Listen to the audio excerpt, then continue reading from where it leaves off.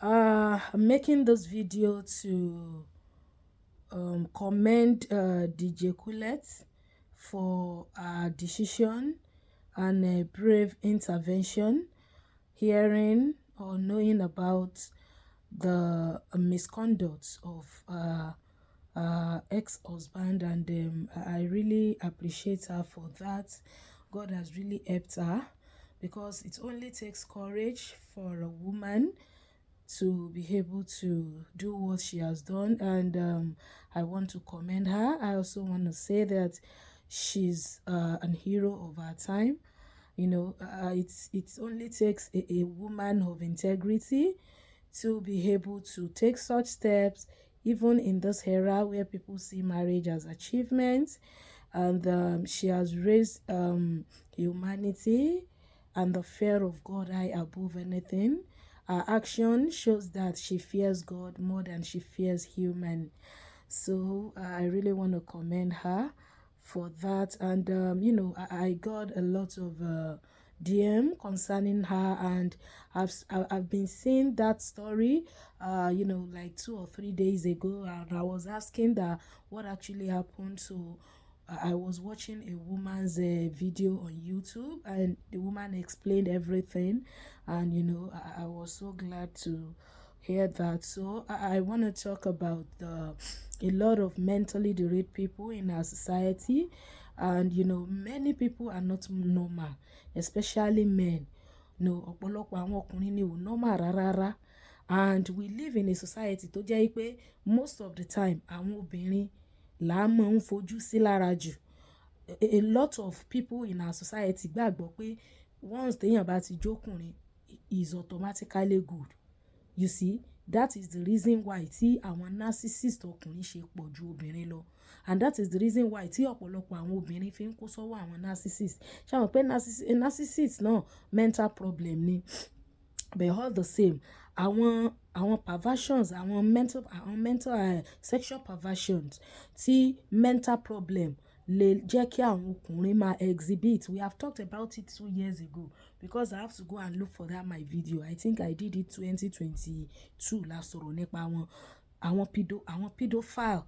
Pedophile, it comes from the word pedophilia. When you say philia means attraction or love towards something. Phobia is the opposite, which is fear. When you say somebody has phobia for something, ó mean pé nǹkan yẹn máa ń dẹ́rù bà ẹni yẹn. Phobia ló ń jẹ́ fear. Philia means love.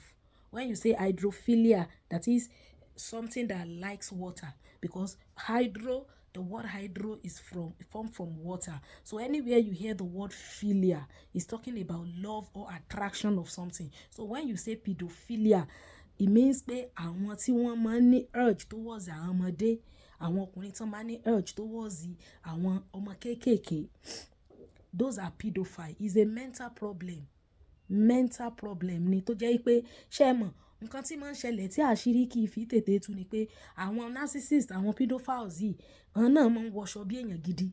Wọ́n á jókòó, wọ́n á dàbí èèyàn gidi. So wọn ò kàn wà kísà bí àwọn wèrè tí wọ́n sùn sábẹ́ bíríìjì. Ìyẹn ò jẹ́ ká mọ̀ pé wọ́n ní mental problem. Is a mental problem. Pedophilia, that is urge towards towards children, towards a child. Then we have infantophilia. Infantophilia, from the word infant. Infantophilia yẹn ò ní urge towards àwọn infant, àwọn ọmọ 0 to 5 years. Ọmọ láàrin a day old baby sí ọmọ ọdún 5, kí ọkùnrin ó mọ ní urge towards ẹ̀. Mental problem ni, mental health disorder ni. So yẹ wá infantophilia, ò ní urge towards ọmọdé, and unfortunately all these people, they are in our society. You understand? Then ephebophilia, that is urge towards teenagers. Àwọn ọmọ teen tó ṣẹ̀ṣẹ̀ bọ́ sí 13, 14, 15, nígbà tó kùnrin bá ní urge towards àwọn ọmọ kéékèèké tó jẹ́ teenagers, that is ephebophilia. So you are bẹ́yẹn. Then we have teleophilia, that is urge towards the matured adult. Then we have mesophilia, urge towards middle-aged women. Then we have gerotophilia, that is urge towards the aged. Gerotophilia, àwọn tán máa ń ní urge towards àwọn arúgbó. There was a time that ìyá àwọn 85 years old, 85 years old grandma kan wọ́n ní ọmọ kan tí máa ń bá wọn fill gas tí gas wọn bá tán á bá wọn gbé cylinder yẹn á gbé lọ á lọ fill ẹ̀. So ọjọ́ kan ìyá yẹn wá pé kó bá wọn wá fill gas yẹn, kò mọ̀ pé ọmọ ìyá wá ọmọ wọn kan tó jẹ́ ọmọ wọn gangan ọmọ wọn wà around, if not he will have defiled that old woman that day. Kò dẹ̀ ṣẹ̀ṣẹ̀ mọ́ wá bá wọn fill gas tán ní òṣè bẹ́ẹ̀ yẹn rí, is a mental problem. So yà bẹ́ẹ̀ yẹn mental problem ni, that is gerontophilia, urge towards the aged bí 80 years and above. Kókùnrin kí ó mọ̀ ní urge towards àwọn arúgbó, kó mọ̀ wù láti mọ̀ dó arúgbó bí ọkùnrin ọmọ bíi 20 or 30 years old ọkùnrin kó fẹ́ mọ̀ dó arúgbó 80-85 is a mental problem. Tí tókùnrin bá ti ní urge tó kọ́ ẹ̀ ń le, tí dopamine level ẹ̀ high, táwọn hormones ẹ̀ tó wà secreted towards the abnormal person tí ò yẹ kó rí bẹ́ẹ̀, is a mental problem. Ẹni yẹn there is a part of his brain tó ti wà damaged. So yẹ wa gerontophilia, that is urge, indiscriminate urge towards the aged. Then we have voyeurism. Voyeurism, that is urge towards any nakedness. Kódà kó jẹ́ ọmọ tuntun náà bá fẹ́ wẹ̀ fún, ẹni tó bá ní voyeurism yìí, ó máa ìwòwò ọmọ kókó yẹn ó dẹ̀ máa mú kókó ẹ̀ máa le, is a mental problem. Kódà kó jẹ́ lunatic, àwọn wèrè normal wèrè tán rìn títì tán máa ń rìn ní gbogbo, tẹ́ni tó ní voyeurism problem yìí tó bá rí ìwòwò wèrè okó ẹ̀ á le sí, tó bá rí ìwòwò òkú tó wà mọ́ṣúárì tán ti gbé sí mọ́ṣúárì, àwọn voyeurism yìí tán bá rí òkú yẹn ní wòwò ara wọn máa le sókú yẹn, is a mental problem. Ṣé mọ̀ pé normal human being tó wà ní right frame of his mind, téèyàn bá wà ní tó bóyá orí corpse ẹ̀rù gan máa mú ẹ normal, but àwọn tó ní voyeurism mental problem yìí òkú yẹn okó wọn máa le sókú yẹn ni, is a problem. Tí irú wọn bá ṣiṣẹ́ mọ́ṣúárì wọn máa bókú sùn, that's voyeurism. Then we also have exhibition. Àwọn yẹn máa exhibit tó jẹ́ pé wọ́n lè dédé máa lọ kán dédé ṣí aṣọ wọn, tàbí tán bá ró bí tó wẹ̀ mọ́dì kán dédé ṣí tó wẹ̀ yẹn kán mọ̀ show okó wọn, kán mọ̀ fokó wọn hàn. Ó máa ń ṣẹlẹ̀ dáadáa. Ẹni tó bá ní exhibition yẹn, àwọn ilé face me I face you tí bí ẹgbẹ̀rún èèyàn máa lo bedroom wọn léhùn, tán bá ti gbé irú inú léhùn rí, ẹni ó bá ní irú problem yìí yóò máa exhibit ẹ̀. Torí mo ti rí èèyàn kan tó fún mi story bẹ́ẹ̀ yẹn rí, tó ní guy kan ó ní kó tó di pọ́n lé kúrò nínú ilé yẹn, tó bá ró tó wẹ̀ báyìí tó fẹ́ wẹ̀ á kàn dédé ṣí tó wẹ̀ yẹn ni, tó bá ti rí anybody ń bọ̀ á dédé ṣí tó wẹ̀ yẹn á máa fi okó ẹ̀ hàn àwọn èèyàn. Ṣóyè wa, that is exhibition. Ó ń exhibit ni, ó ń fi ara ẹ̀ hàn, ó ń fi wòwò ara ẹ̀ hàn indiscriminately, uncontrollably. That is exhibition, is a mental problem. Ṣóyè wa, when somebody just open his nakedness randomly, uncontrollably, is exhibition. Then we have fidarism. Àwọn tán máa ń caress any available person. Fida tán máa fídù ọmọ, bóyá àgbàlagbà bóyá arúgbó, wọ́n lè sit calm, they can't stay calm. Even èèyàn tó bá ní fidarism yẹn tó bá wọ public taxi, irú wọn náà máa ń fọwọ́ tẹ àwọn èèyàn lára nínú mọ́tò, nínú public transport. It's a mental problem. It is a mental problem. Tó yẹ pé wọ́n máa fọwọ́ jẹ àwọn ọmọ lára, tẹ́ bá fọmọ tí wọ́n máa fọwọ́ jẹ wọ́n lára. Àwọn fidarism nìyẹn. Gbogbo àwọn terms yìí, they are scientific terms, and all these people are in our society. Tó ṣe pé that's why we have to be vigilant pẹ̀lú àwọn ọmọ wa obìnrin. We have to be very, very vigilant. We have pedophilia, which is urge towards children. A child or children. Then infantophilia, urge towards infants. Wà lámọ̀ tó ń pè ní infants, ọmọ kékeré ìkókó. Ṣóyè wa. Then ephebophilia. We have telophilia, mesophilia, gerontophilia, that is urge towards the aged. Ṣóyè wa, gbogbo àwọn nǹkan yìí ẹ jọ̀ọ́, ẹ jẹ́ kí a kíyèsára. All these people are in our society, and the reason why I started by, commending the Jekulets is that God has given her grace that she does not allow covenant to turn her to a criminal. Because some people will say, a covenant, a marriage covenant, covenant to make. The covenant you make does not include you going against the plan and the will of God.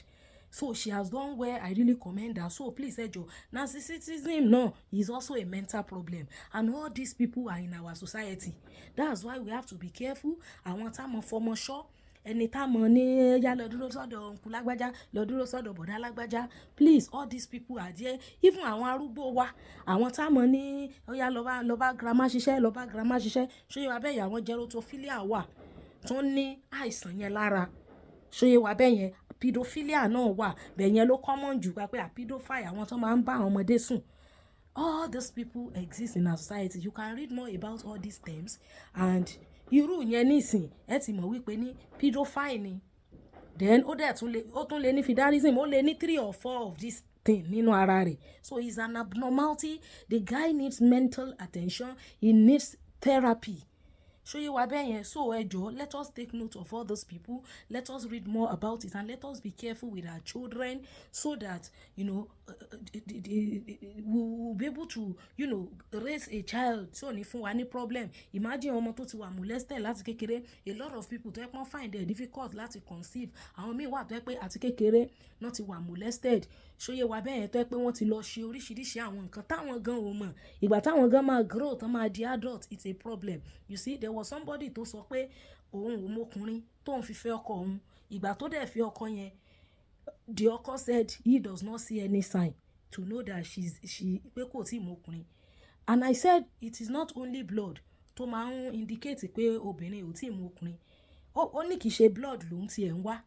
Pé kò yóò náà mọ̀ pé it's not compulsory for blood to come depending on how he handles the woman, but he said he does not, because I want to believe bóyá nǹkan kan ti ṣẹlẹ̀ sí ọmọbìnrin yẹn nígbà tó wà kékeré tí hymen ẹ̀ ó ní pé even though ṣé mo mọ̀ pé tí ò bá sí blood at least ó yẹ kí a kind of obstruction wà, kò yẹ kóun lè ráyè wọlé yours truly, you understand. And the lady is insisting pé òun ò bọ́kùnrin kankan ṣe nǹkan kan rí. And we have to apply wisdom before God was able to help us to be able to settle the thing, and there was peace later. So ẹjọ́ ọmọ mi wà tí nǹkan ti ṣe láti kékeré, bóyá ìyá rẹ̀ ti fi sọ àwọn kan lọ́mọ ṣe eré lọ́dọ̀ bọ̀dá lágbájá tí wọ́n ti ṣe nǹkan tí ò dá sọ́mọ yẹn sí system ẹ̀, wọ́n ti bóyá tán ti tọwọ́ sí system ọmọ yẹn àbí nǹkan kan tóun ò dẹ̀ ní mọ̀, tí ó dẹ̀ dàgbà tí ó sì mọ bìlífù lẹ́mìí rẹ̀ pé òun ò kúkú bọ́kùnrin ṣe nǹkan kan rí, tó máa feel pé hymen ń wà intact, tí ò dẹ̀ ní mọ̀ pé nǹkan kan ti ṣẹlẹ̀ sí òun nígbà kékeré. So ẹjọ́ ẹjẹ́ àtọ́jà àwọn ọmọ wa, and let us learn more about all these people that we have mentioned, and let us be careful. Ẹ má jẹ́ àfi ọmọ sọ ẹnì kankan, any stranger. A dẹ̀ sọ pé a stranger is anybody you cannot vouch for. Ẹnikẹ́ni tó bá ti lè vouch fún stranger ni. Ta la wá mọ̀ ta fẹ́ vouch fún sìn. A lot of ọmọ ní system ẹ ti wà damaged, probably láti kékeré tó ti wà abused, tó nǹkan ò mọ̀, tó sì máa carry ara ẹ̀ with the level pé yes òun wà intact, tí ó dẹ̀ mọ̀ pé nǹkan kan ti ṣẹlẹ̀ sí òun. So it is well with us. Ẹ jọ̀ọ́ nítorí Ọlọ́run, let's take note of all these people. It's a mental problem, for people saying that how did you see her decision? DJ Kulet has taken the right decision, and God is even happy with her. I'm very sure we are also happy that God Almighty will keep disgracing all these wicked men in our society. A lot of them, wọ́n mọ̀ pé àwọn níṣòro yẹn, wọ́n dẹ̀ lọ fún therapy. They didn't go for therapy. They didn't go for treatment. They are only looking for those that they will perfect, looking for those that they will defile, looking for children. Tó máa ṣe kíni, tó máa bá ayé wọn jẹ́. So ẹ jọ̀ọ́ nítorí Ọlọ́run, let us be careful. All these people are in our midst, they are in our society, and that is the reason why we have to, be vigilant. We have to be vigilant. Good slack. We must not slack. Please, it shall be well with us. Ẹ ṣeun gan. God bless us.